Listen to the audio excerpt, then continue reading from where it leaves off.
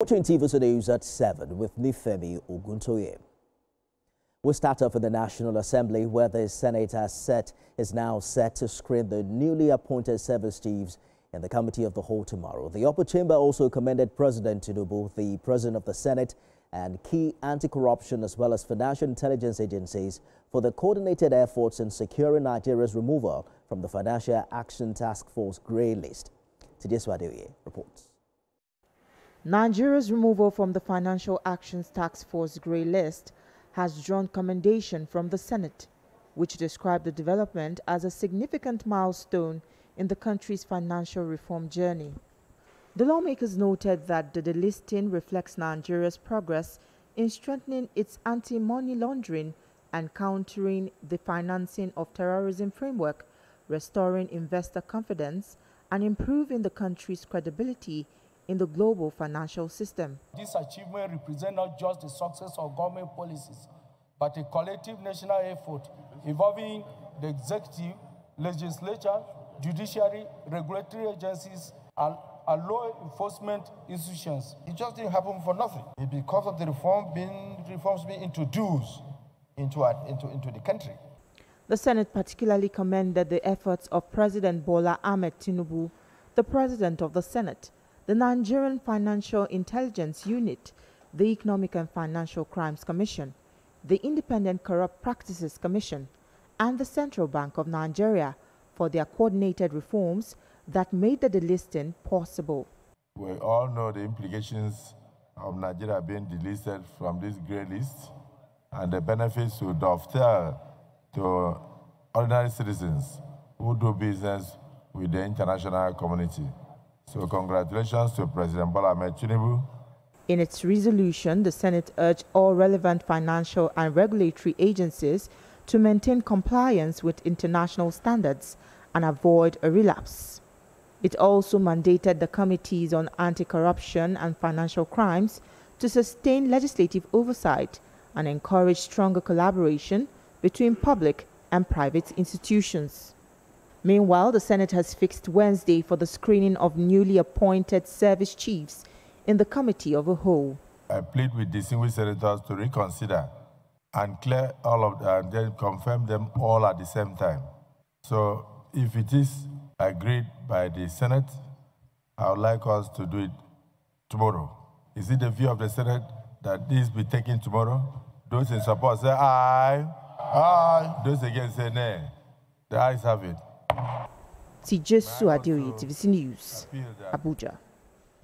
Let's bring in CEO Security Watch Africa, Patrick Agbangbo, for more on this development. Mr. Agbangbo, thanks for joining us on TVC News at 7. It's the second major shift in military leadership in under 3 years, especially under this administration. Does it come to you as a surprise? And what's your verdict of how the former service chiefs have performed? Yeah, thank you so much. It didn't come to me as a surprise, really, but I would say that it's something that is welcome, but it's a bit of a surprise because we know that the outgoing service chiefs we are doing their best to take further the fight against insecurity, but nothing much has been done.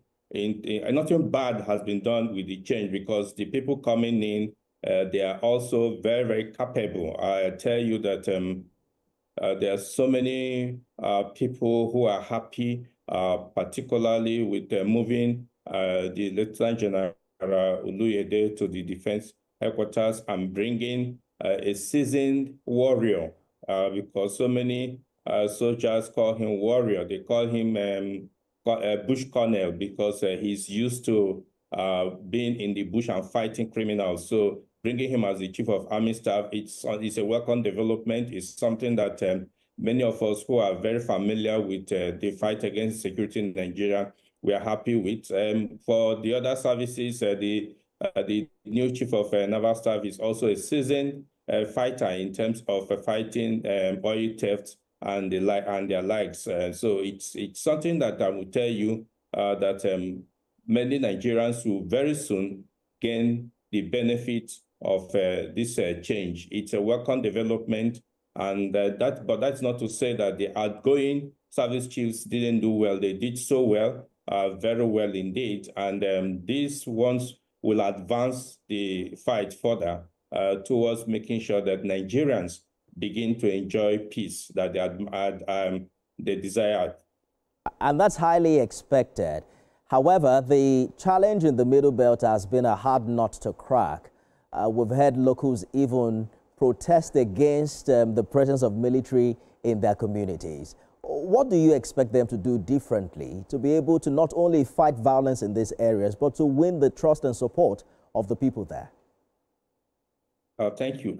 I just got back from the Middle East, Plateau, Southern Kaduna, Nasarawa, Benue, some parts of Taraba. I've just got back from there trying to find out what the situation is. And I can tell you that there's no amount of military action that can quell the situation over there. What is needed is a whole of society approach. There's the need, and it must be urgent for the people in that area to agree that there must be peace.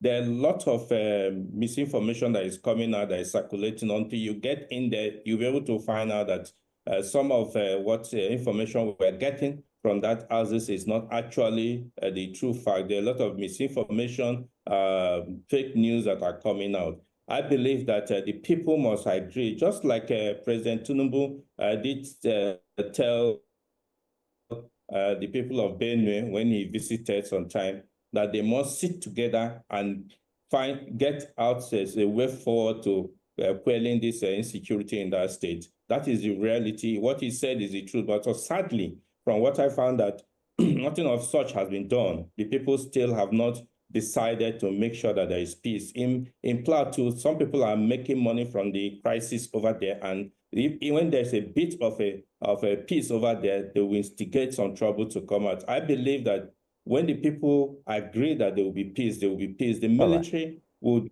as much as they, but they cannot if the people don't agree with them. Security expert Patrick Agbambo, thank you for talking to us. Thank you so much.